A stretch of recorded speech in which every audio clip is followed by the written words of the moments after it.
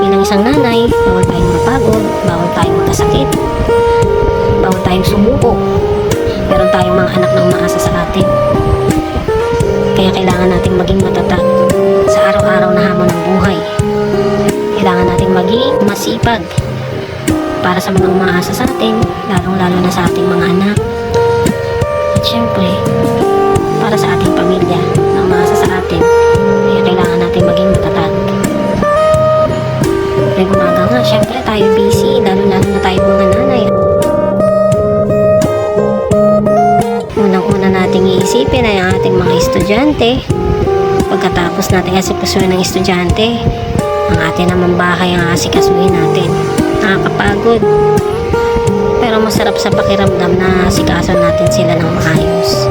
Lalong-lalo na pagka nakita natin na nagbubunga naman yung ating paghihirap. Lalong-lalo na pag nakikita natin lumalaki yung ating mga anak nang walang sakit. Pinakamahalaga sa isang nanay na maging malusog ang ating mga anak sa araw-araw. At ang pamilya natin ay laging malusog at walang sakit. Yun ang pinaka mahalaga sa atin. Kaya ganyan ang gawain ni Inday pagkagising sa umaga, lalong-lalo na sa araw ng may pasok.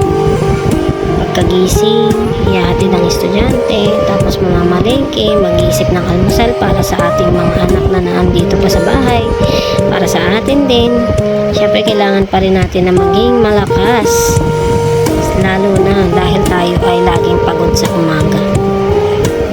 Tapos meron pa tayong alaga na asikasuhin, kailangan nating linisin para hindi siya mangangamoy at hindi naman nakakahiya sa kapitbahay.